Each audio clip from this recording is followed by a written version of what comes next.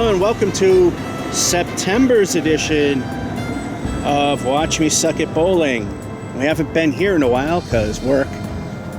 Collins Bowling, formerly Collins Bowladrome, still probably known as that. Anyway, Billerica, Massachusetts. And of course, every time we've come here for the past couple of years, the road changes. Today, the road appears to be one lane each way like it used to be, but further back with new sidewalks coming and probably a bigger parking lot. Maybe. And yet another traffic light, right?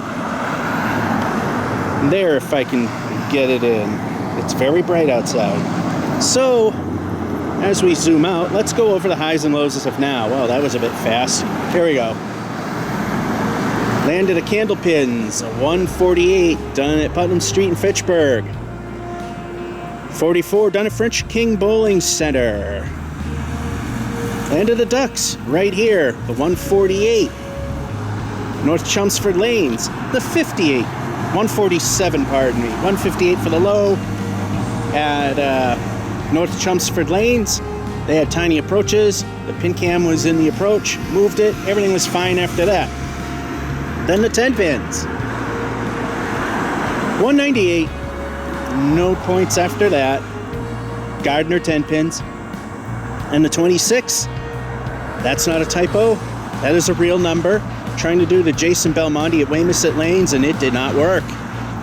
Those are the highs and lows as of now. And where else would we be bowling? But lane number 1, because they want us out of the way as a nice token. And dual image stabilization. One fights the other, which is why that kind of happened. So, as you know, because it's not done very often, I do not have my own set of Duckpin balls. We use the house ones, which, by the way, compared to a candlepin ball, is significantly bigger. In fact, if you use a candlepin ball of ducks, you could destroy the Sherman pin setter because the candlepin balls are small enough to wind up being put in the pin cups and destroying said cups and destroying said Sherman pin setters. You can't use the ducks with these, and you're kind of cheating if you're using these in candles, if you have your own set. Anyway, that being said, it's now time for those famous words you've been waiting for, especially since I haven't done this in a while. It's now time to watch me suck at bowling. Game 1, framer ball 1. Of course, because of where I am, I have to lean in order to be in the center.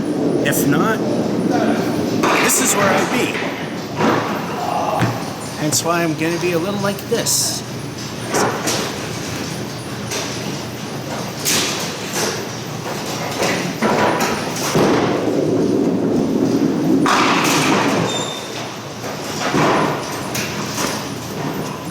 Well, that's very anticlimactic, isn't it? Anyway, for those of you who like the pin setters, here's the Sherman laying down a fresh set.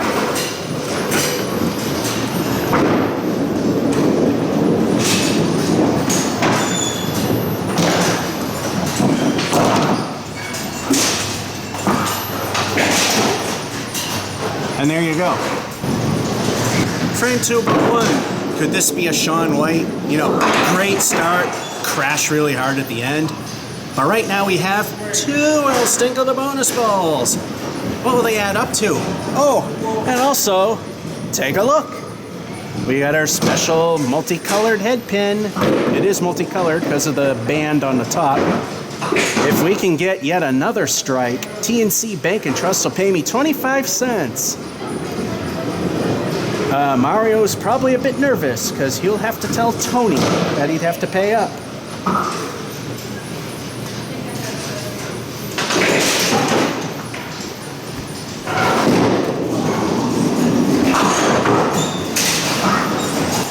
El Stinko 2, and we're back to normal.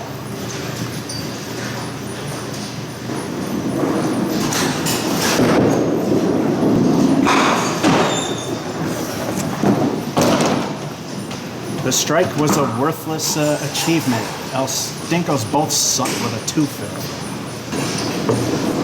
Ball 3. The first ball was a bad delivery in the first frame. Maybe I should just suck more at that.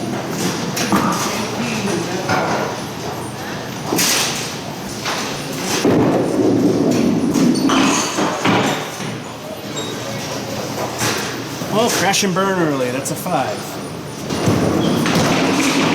Well, like I said, anticlimactic frame 1. We got the strike, which obviously was purely accidental that the bowling gods weren't paying attention, and then stunk royally with getting only 1 pin for each bonus ball for a 2-fill and a lousy 5 at the end. The only thing that's holding it together somewhat is a 17. Frame 3, ball 1, we gotta dial it in.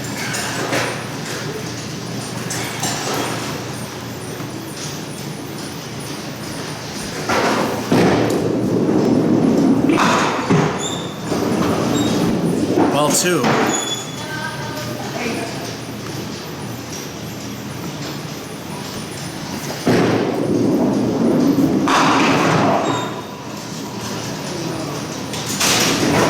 Ball 3.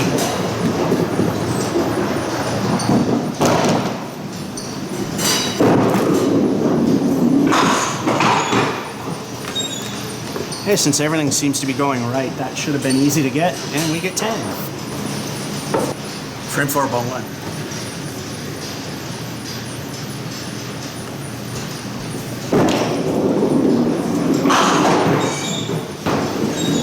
Ball 2.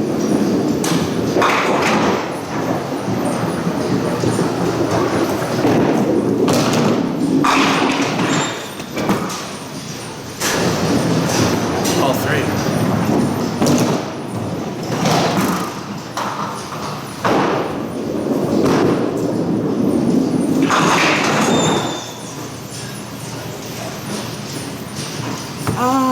I think that's okay.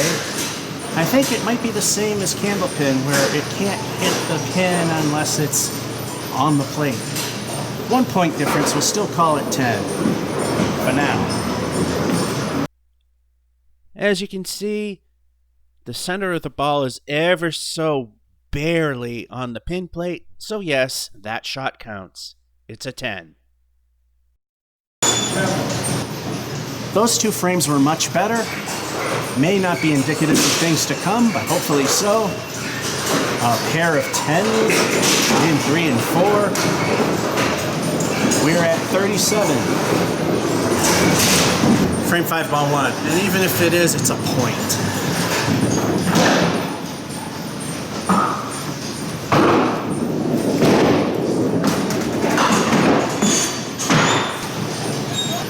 Ball 2, I don't know if you could see it, but that definitely fell out.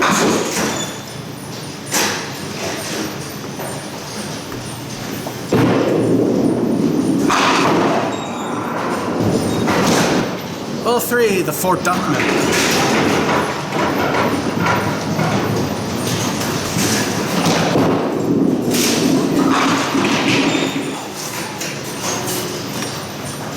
We got a microwave turkey dinner, 3 10s in a row. Frame 6, ball 1.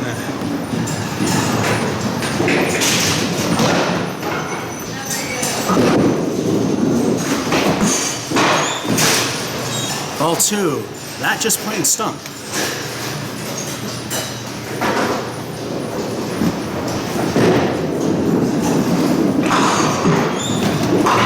Ball 3.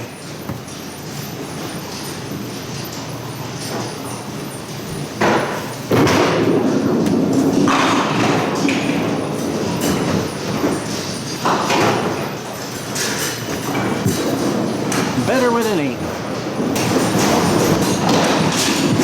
Alright, to set things clear, average skill in Duckpin is about 90 to 110, so 80s do not fly.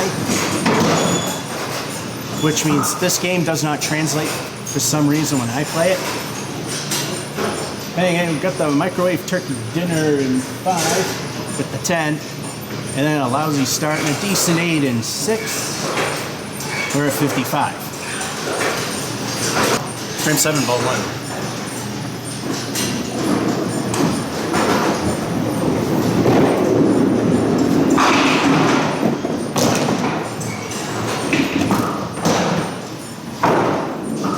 Either do good or I'm crapping out. Frame 8, ball 1. 2, I'll stick with the bonus balls. And see, something happened to this guy. Can we do better than a 2 fill?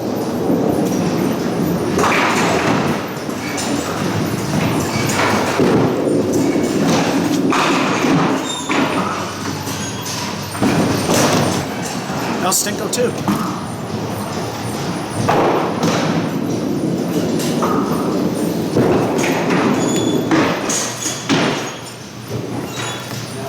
That one totally stunk. I held on to that way too long.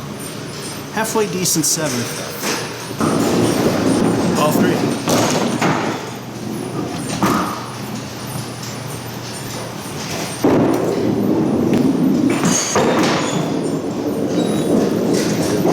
Yeah, how did I get those strikes? Curse of the Fill with 7.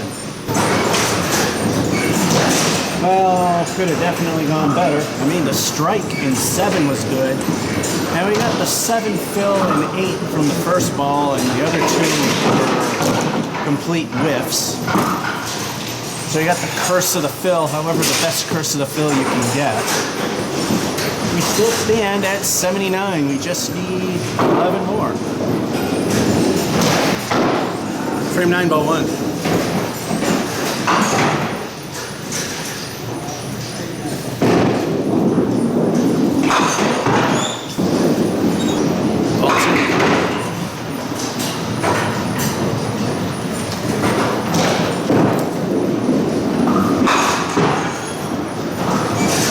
Ball 3, I tell you, once I lock on something, it disappears, and then I have to figure another way to make it work.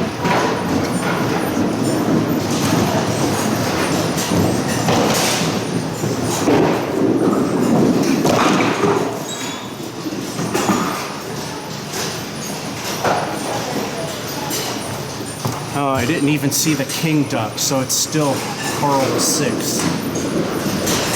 Last frame, ball 1. Can we get there?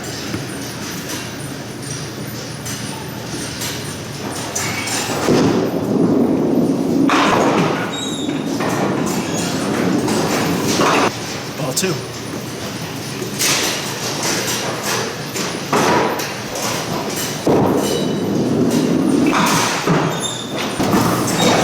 And we Sean White it.